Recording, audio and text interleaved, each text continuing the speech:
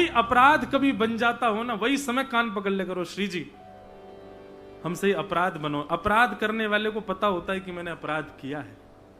अपराध करते ही कान पकड़ लो, कोई के आगे नहीं, श्री जी के आगे पकड़ो और यूं कहीं कोई दंड दे दो, लेकिन ब्रज दोबारा ना मिले ये दंड मत दियो। हमें सब दंड स्वीकार है, पर ब्रज से दूर जाएं ये हमें स्वीकार नहीं। तो श्री उद्धव जी महाराज आप विराजते हैं कहां? कुसुम सरोवर। बाद में भरतपुर के राजा ने ये सुंदर बनवा दिया, जो आज आप लोग देखते हैं, सुंदर कुटी बनी है आदि आदि। पर पहले सघन वन ही था और ये सरोवर था, ये आज का नहीं है, प्राचीन काल। तब सब कृष्ण पटरानियां, 16,108 रानियां, 16,100 रानियां और वज्रनाभ और परीक्षित जी महाराज, आप सब यहां आए कुसुम सरोवर में। और कुसुम सरोवर में आकर के लता गुल्म पत्रों के बीच बैठकर के ठाकुर जी का मधुर संकीर्तन किया।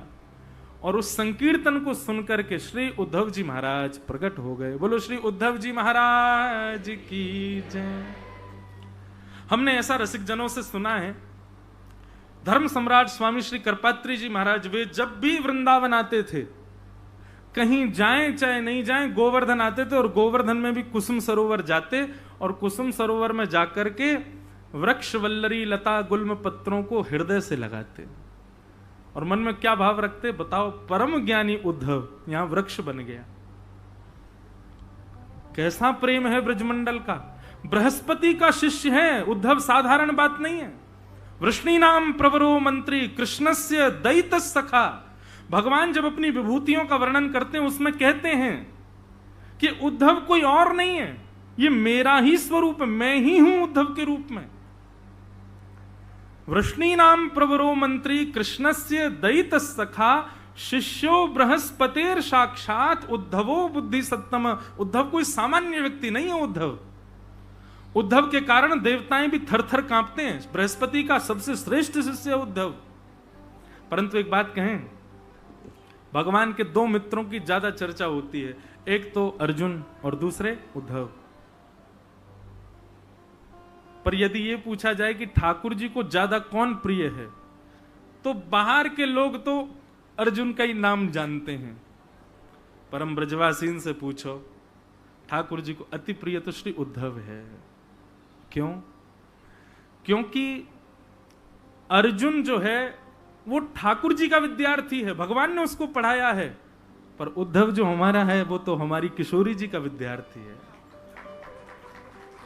उद्धव गोपी संवाद जो भागवत जी में आता है, उसमें उद्धव को ज्ञान उपदेश कौन कर रहा है? कोई गोपी थोड़ी कर रही है, हमारी साक्षात ठाकुरानी श्री राधा रानी कर रही हैं। किशोरी जी का विद्यार्थी है उद्धव, इसीलिए ठाकुर जी को बहुत प्रिय है। और ये जो पूरी उद्धव गोपी संवाद है, इसमें बहुत बहुत वर्षों से कथाओं में उद्धव गोपी संवाद नहीं कहता, क्योंकि विरह का भाव है। और हमारे श्री हरिराम व्यास जी वे भी विरह नहीं बोलते थे। उनका एक पद है, उसमें वो कहते हैं भगत को का विरह सो काम, हमको विरह करना ही ना है। वो विरह की बातें भी कहीं होती तो भाग जाते थे वहां से। कोई ज्यादा ही विरह ऊंची टेर में विरह के पद गाता था तो हरिराम व्यास जी धूल उठा के फेंक देते उसकी ओर। बोले काय को गा रो है? बोले अरे विरह रो है, हमें ठाकुर जी की याद है। तो याद आ रही है तो अपने घर जाके रो।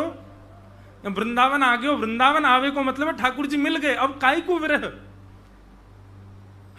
सबके अपने अपने भाव हैं। तो हरिराम व्यास जी का ये भाव रहता था ठाकुर जी के आगे विरह मत करो जात, इसलिए विरह के भाव गाए ही नहीं। हरिराम व्यास जी का एक भी विरह का पद नहीं है। तो श्री हरिराम व्यास जी का ये भाव था, उनको विरह नहीं होता। विरह होता तो था पर उसको प्रकट नहीं करते थे। प्रसन्न के पद ही गाते थे, आनंद के पद ही गाते थे श्री हरिराम व्यास जी। तो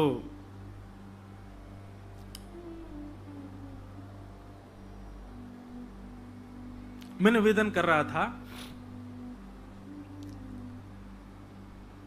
पता नहीं क्या बोल रहा था, कहां पहुंच गया। इतने सारे भाव आते हैं मन में। तो ब्रज के सब, हाँ, उद्धव जी महाराज, ये उद्धव गोपी संवाद मैंने बहुत वर्षों से कहा नहीं कथा में। हमारे पूज्य पिताजी महाराज जब कहते हैं, महाराज जी मैंने आंखों से देखा है, पूज्य पिताजी जब उद्धव गोपी संवाद कहते हैं ना, उस समय श्रोताओं की तो बहुत दूर की बात है, वहां जड़ वस्तु भी यदि कोई हो तो वो पिघलती सी दिखाई देती है, इतना अद्भुत है। जिसका हृदय जड़ बन चुका है, जिसको कृष्ण से प्रीति ही नहीं हो पा रही है, ऐसे व्यक्ति को उद्धव कृष्ण संवाद सुनना चाहिए। उद्धव गोपी संवाद,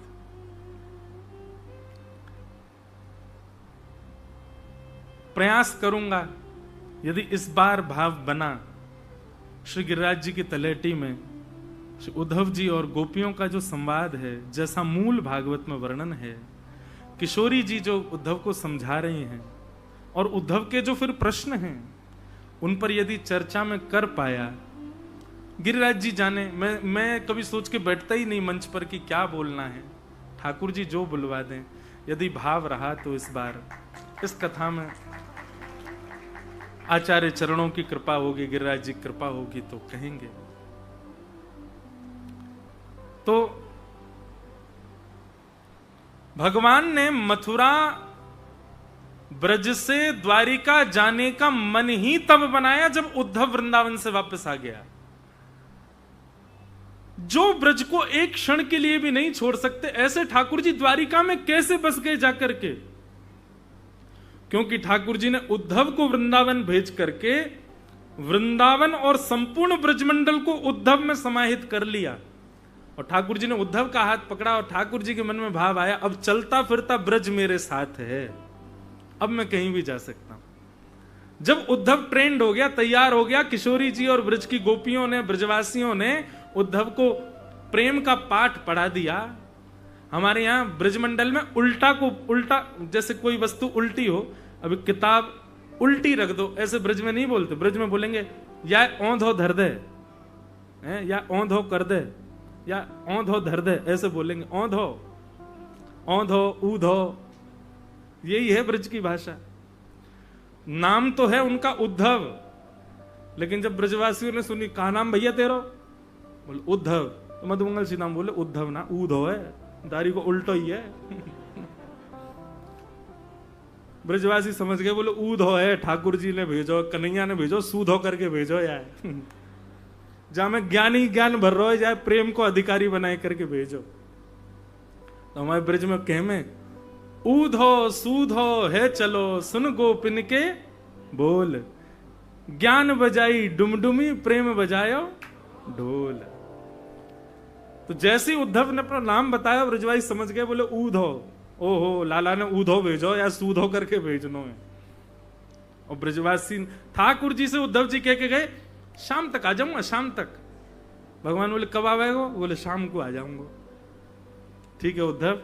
ठाकुर जी गले लगे, रोने लगे, अरे आप रो क्यों रहे ठाकुर जी, मैं अभी आ जाऊंगा ना शाम तक।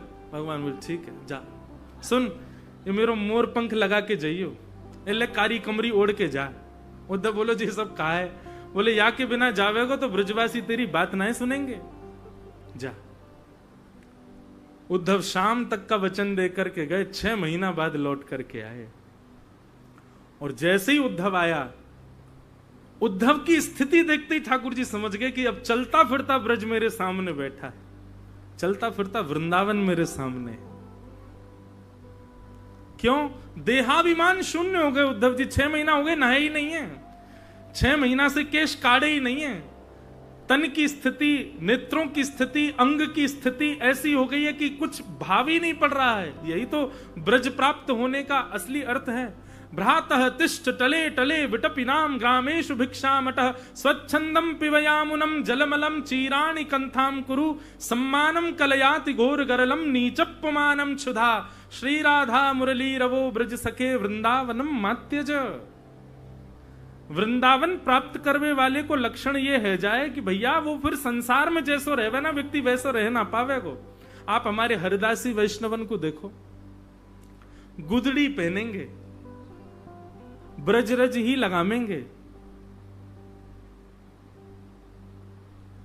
ये ब्रज प्राप्त करवे को लक्षण है कि आप फिर संसार के सामान्य व्यक्ति की तरह नहीं अपना निर्वहन कर पाओगे। और वही स्थिति उद्धव की हो गई। और जब उद्धव ऐसे हुए तब ठाकुर जी आगे की लीला में प्रवेश करते। हाँ, अब द्वारिका चले जाएंगे। क्यों? क्योंकि ब्रज मेरे साथ है उद्धव के रूप में। तो वही उद्धव जी महाराज यहां लता गुल्म पत्रों में श्री कुसुम सरोवर में विराजमान। जब 16,100 राजकुमारियां और वज्रनाभ ने आकर के कीर्तन किया, परीक्षित जी ने कीर्तन किया, श्री उद्धव जी महाराज प्रकट हो गए। और प्रकट होकर के कुछ कहना नहीं पड़ा उनको कि आप कथा सुना दो, नहीं, उनकी स्थिति देख करके वे समझ गए कि ये निश्चित ही सत्संग श्रवण के लिए आए हैं। भागवत जी में वर्णन आता है कि जैसे ही उद्धव जी महाराज व्यासपीठ पर जाकर के बैठे तो सबसे ज्यादा व्याकुल स्थिति किसकी थी? परीक्षित की। परीक्षित की सबसे ज्यादा वेदना हो रही थी। क्यों? उसको बार बार ऐसा लग रहा था, अब मैं उनको सुनूंगा जिन्होंने मेरे प्राणों की रक्षा मेरे मां के गर्भ में जाके की। उत्तरा के गर्भ में जाके भगवान ने बचाया परीक्षित को। अब मैं उनकी लीला सुनूंगा, उनकी कथा सुनूंगा जिन्होंने मेरे मातृगर्भ में रक्षा की। उद्धव जी महाराज ने जब परीक्षित को देखा और उसको विरह आतुर देखा, इशारा करके बुलाया मंच पर, इधर आओ। उद्धव जी महाराज मंच पर पहुंचे, प्रणाम किया, बोले हम एक आज्ञा करें, मानोगे? आप आज्ञा सुनकर के आश्चर्यचकित हो जाओगे। उद्धव जी आज्ञा करते हैं, परीक्षित अभी इसी वक्त इस पंडाल को छोड़ करके तुम चले जाओ और इंद्रप्रस्थ में जाकर के अपना राज शासन संभालो। एक तो वैसे ही इतना विरह आतुर, इतना व्याकुल, इतना बेचैन, और उसको उद्धव जी आकर के कह रहे हैं कि तुम जाकर के अपना राजपाट संभालो। परीक्षित रोने लगे, बोले मेरे प्राण निकल जाएंगे, भगवान आप क्या आज्ञा कर रहे हैं मुझे? मैं कथा से वंचित क्यों? मैंने कोई अपराध किया? मुझसे कोई अपराध हो? आप मुझे क्यों दूर भेज रहे हैं? तब श्री उद्धव जी महाराज कहते हैं, परीक्षित कलयुग आ रहा है और कलयुग को यदि नहीं रोका गया तो ये एक कथा में तो तुम रहोगे, लेकिन जीवन में फिर कभी कथाएं कोई और नहीं सुन पाएगा, क्योंकि कलयुग को बांधना बहुत जरूरी है, कलयुग को रोकना बहुत जरूरी है। इसलिए इन सबको कथा सुनाई दे सके और कालांतर में भी कथाएं हो सके, हरि चर्चा हो सके, सत्संग हो सके, उसके लिए तुमको एक कथा का त्याग करना पड़ेगा। अभी इसी वक्त यहां से जाओ और कलयुग को रोक करके उसको बांधो। परीक्षित जी बोले, और मुझे कथा कब मिलेगी? मैं तो त्याग कर दूंगा इतने लोगों के लिए, मैं तो बांध दूंगा कलयुग को, लेकिन मुझे कथा का रस कब मिलेगा? तब उद्धव जी महाराज कहते हैं कि इन सबको कथा सुनाने के लिए तो कृष्ण का सखा आया है, पर तुमको कथा सुनाने के लिए तो स्वयं कृष्ण ही सुखदेव जी का रूप धारण करके आएंगे और तुमको कथा सुनाएंगे।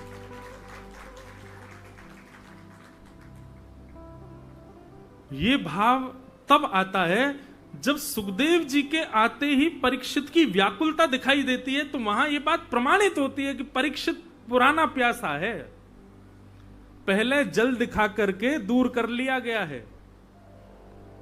इसका मतलब परीक्षित में जो इतनी व्याकुलता कि महाराज नाभा गोस्वामी जी भक्तमाल में कहते हैं, श्रवण रसिक कहीं सुने ना परीक्षित से, जो पान हूं करत लागी कोटि गुण प्यास है। बोले ऐसा श्रवण का रसिया तो हमने देखा ही नहीं है। बोले कैसे रसिया? बोले जो पीते भी जा रहे हैं, सुनते भी जा रहे हैं, और जितना सुन रहे हैं उतनी उनकी प्यास बढ़ और रही है। इसका मतलब क्या है? पुराना प्यासा है परीक्षित। हम जो लोग कथा सुनते हैं कि सीधे परीक्षित को श्राप लगा, सुखदेव जी आए उन्होंने कथा सुनाई, उससे पूर्व की कथा तो ये है, परीक्षित को पहले कथा से वंचित किया जा चुका था। फिर वही परीक्षित जाकर के कलयुग को 5 स्थान पर बांध देते हैं, स्वयं कलयुग पर उन पर हावी हो जाता है। वे जाकर के गंगा तट पर बैठते हैं, वहां असंख्य संत आते हैं, लेकिन कोई भी प्रमाणित उत्तर नहीं दे पाता। तब वहां कि तत्रा भवद भगवान व्यास पुत्रो यदिच्छया गामट मानो नपेक्ष अलक्ष्य लिंगो निजलावतुष्टो व्रतश्च बालैरवधूत भेष। बंधुओं, सुखदेव जी का जो रूप वर्णन किया गया है ना भागवत जी में, ऐसा लगेगा श्री नंदनंदन ही आ रहे हैं क्या। कैसा वर्ण है उनका? बोले बिल्कुल नील वर्ण के हैं। और नील वर्ण पर सुखदेव जी के केश कैसे हैं? बोले घुंघराले केश हैं। सुखदेव जी की आयु कितनी है? तो वर्णन लिखा है त्वम द्वष्ट वर्षः, 2 बार 8 यानी कि 16 वर्ष के हैं श्री सुखदेव जी। लेकिन यहां पर प्रश्न उठता है कि त्वम द्वष्ट वर्ष क्यों कहा? 16 वर्ष ही कह देते सीधा। वेद व्यास जी वर्णन कर रहे हैं, बोले हैं तो 16 साल के, लेकिन फिर भी उनके अंग प्रत्यंग और उनकी कांति और चाल ढाल देख करके लगता कोई 8 वर्ष का बालक चल रहा है, इसलिए त्वम द्वष्ट वर्ष। और कैसे हैं? बोले कॉपीन पहन रखी है बस। सूरदास जी का वो पद है ना, आज हरि देखे नंगम नंगा, मोतिन माल गले उर साजे, छवि के उठत तरंगा, आज हरि देखे नंगम नंगा। केवल एक कॉपीन पहन रखी है और कुछ नहीं है। हमारे पूज्य पिताजी वर्णन करते हैं, जब सुखदेव जी चलते थे तो पीछे पीछे बालक भाग रहे, नंगा बाबा आ गया, नंगा बाबा आ गया। लेकिन सुखदेव जी को उस अपमान से कोई अपने मन में कोई और भाव नहीं। ऐसे से सुखदेव जी, उनकी नासिका कैसी है? बोले बिल्कुल तोता जैसी नाक पैनी, लाल लाल ओष्ठ हैं और मृग जैसे कटीले नेत्र हैं। ऐसे श्री सुखदेव जी महाराज, कोई और नहीं है सुखदेव जी, स्वयं श्री कृष्ण ही सुखदेव का रूप धारण करके आए परीक्षित को कथा सुनाने के लिए।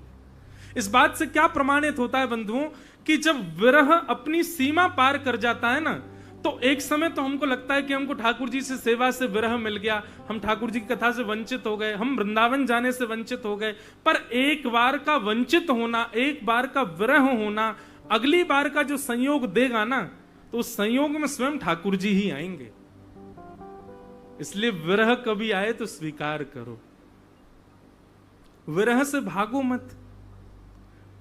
प्रेम की पुष्टता के लिए, प्रेम की सचलता के लिए, प्रेम सदा बना रहे उसके लिए विरह बहुत आवश्यक है जीवन में। जिसने विरह नहीं सहा वो ठाकुर जी का प्रेमी भक्त नहीं बन सकता। वो भक्त बन जाएगा, श्रद्धालु भक्त बन जाएगा, नियम का पालन करने वाला भक्त बन जाएगा, लेकिन प्रेमी भक्त ठाकुर जी का बनना वही बन सकता है जिसने, जो कभी विरह में रहा हो, जिसको वृंदावन का, रजरानी का, ठाकुर जी का, राधा रमण जी का, गोवर्धन नाथ जी का, ब्रजवासियों का विरह होता है। बहुत भाग्यशाली है वो।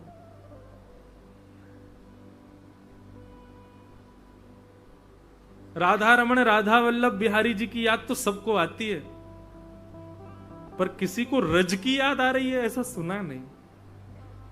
किसी को श्री यमुना जी की याद आ रही है ऐसा सुना नहीं। किसी को वृंदावन के वृक्षों की याद आ रही है। हरिराम व्यास जी कहते हैं, वृंदावन के रूख हमारे मात पिता गुरु बंधु। हरिराम व्यास जी इतने उच्च कोटि के ज्ञानी, पर वृंदावन में कैसे रहते थे? कभी भी पूछो हरिराम व्यास जी कहां, बोले कोई देखो लता पुत्र गलमों से लिपटे पड़े होंगे। दुनिया मंदिरों में पड़ी रहती थी, पर हरिराम व्यास जी कुंज निकुंजों में पड़े रहते। तभी तो गाया है, चरणन की रज पाऊं किशोरी तोरे, बैठी रहूं कुल जन के कोने, श्याम राधिका गाऊं किशोरी तोरे, चरणन की रज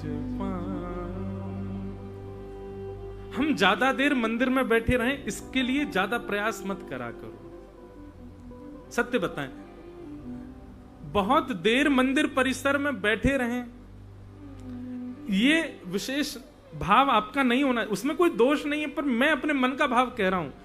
ज्यादा देर यमुना तट पर बैठे ये प्रयास करो। ज्यादा देर कुंज निकुंजों में बैठें, ज्यादा देर रज के संपर्क में रहें, ज्यादा देर रसिक जनों के बीच में रहें, ज्यादा से ज्यादा समय गिरिराज जी की तलेटी में रहें, ये प्रयास करो। आजकल तो भीड़ ही इतनी है, कहां बैठोगे मंदिर में, पर फिर भी दर्शन करो, और दर्शन करते उस छवि को चित्त में बैठा के फिर तो जाकर के कहीं और बैठो, और फिर वहां थोड़ा विरह आतुर हो, वहां उस छवि का चिंतन करो। स्वामी श्री हरदास जी की पद्धति है। श्री कुंज बिहारी लाल प्रकट नहीं थे पहले। स्वामी जी महाराज केवल एक खाली निकुंज को प्रणाम करते थे, उस कुंज में कोई था नहीं। तब सब शिष्य पढ़कर कहते थे, बोले गुरुदेव आप नित्य इस कुंज को प्रणाम करते हैं, हमें कोई दिखता तो है नहीं। तब श्री बिहारिन देव जी को आज्ञा की ना ठाकुर कि आप जाओ और जाकर के प्रणाम करो, प्रणाम करके जो दिखे उनसे प्रसाद लेकर के आना। तो जब कुंज में जाकर के प्रणाम किया, तब देखते हैं कि ललिता और विशाखा चमर डोरा रही हैं, और सुंदर सेज पर श्यामा श्याम युगल विराज रहे हैं, दोनों विराज रहे हैं। पहले तो दर्शन करते रहे, दर्शन करते करते कहा कि गुरुदेव की आज्ञा है प्रसाद लेकर के आना, प्रसाद दो। प्रसाद सुनते ही किशोरी जी ने ठाकुर जी को देखा, ठाकुर जी ने किशोरी, दोनों खूब जोर से हंसे, मुस्कुराए, एक दूसरे के गले में गलवैयां डाल करके एक दूसरे के समीप आए, और समीप आते ही दोनों को चैतन्य स्वरूप है एक दूसरे में विलीन है गए, और तब श्री वृंदावन बिहारी लाल प्रकट भये और उन्हीं को प्रसाद रूप में प्रदान किया। ठाकुर जी को दर्शन आवश्यक है, पर उससे भी कई ज्यादा आवश्यक कुंज निकुंज की उपासना है। ब्रज रज का संपर्क होना हमारे तन से, हृदय से, मस्तिष्क से बहुत आवश्यक है।